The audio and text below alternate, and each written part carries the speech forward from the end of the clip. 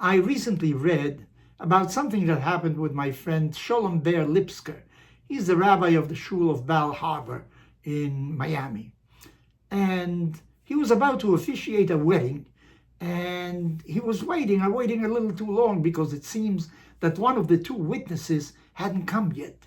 And witnesses are very important for a wedding, because a wedding is established, really, the union between two people with the presence of two witnesses. Without the witnesses, there is no wedding. You can tell a girl, I love you forever, give her a ring, be my wife. If there are no two witnesses about it, nothing happened. You need the two witnesses. They establish the wedding also, the ceremony, the union that will keep these two people together.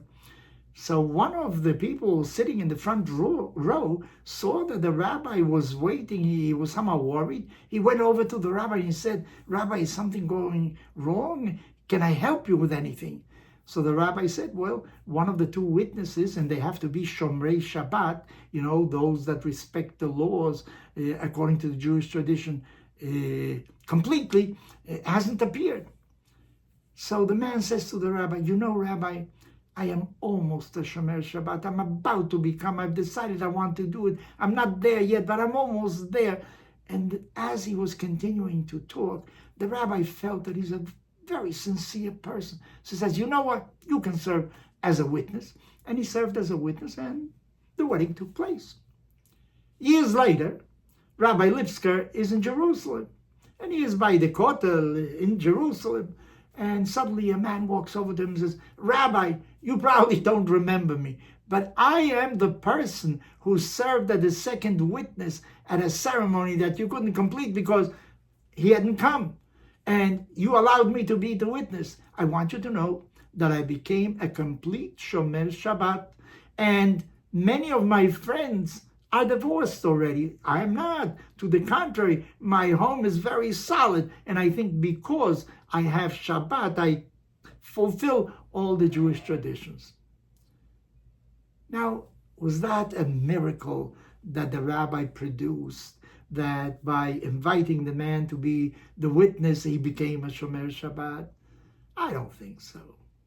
Well, the man was already on his way. But what we needed was a push. The rabbi offered him that occasion. He said to him, you're going to be a witness, but I need to witness that is a complete Shomer Shabbat. Remember that? So maybe that event was the decisive factor for the person to become a Shomer Shabbat. And I think to myself, that many a time in life, there are occasions that mark a definite change in our life. We need a push. We are on the way there. We're going to do something, but we don't do it yet. We leave it for tomorrow. We procrastinate. That is one of our faults. Some suffer in a greater degree with it, some with a lesser degree, but we all suffer from that. But we need some kind of push. In Hebrew, there's a notion of makeh bepatish. It's the last hit that you give that converts something into something altogether different. So therefore, when you meet somebody and you smile to him, when you give him a word of encouragement, it just comes out of your mouth. You don't know what effect it'll have. Maybe this man is on the brink of doing something, and all he needed was one little push, and he would do it. Maybe you're giving that push. On the other hand, if you say something negative, and he was thinking of doing something, maybe you will provoke that he do something wrong. So you have enormous power with your friends, with your family. You have more power than you think with the actions that you take. You go to vote. Well, one more vote, one less. What's the difference? There's a story. There's a famous city in Poland called Shalom. And traditionally, that is the city of idiots.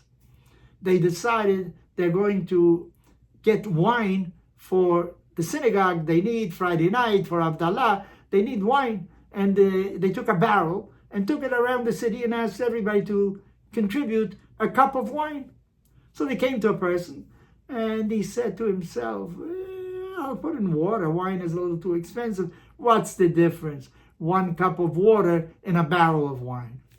Well, the end of the story is that they ended up with a barrel of water because everybody thought to himself, what difference does it make? 1 cup and a whole barrel.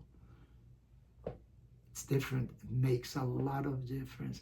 Each individual counts. This is one of the bases of Jewish tradition. You count.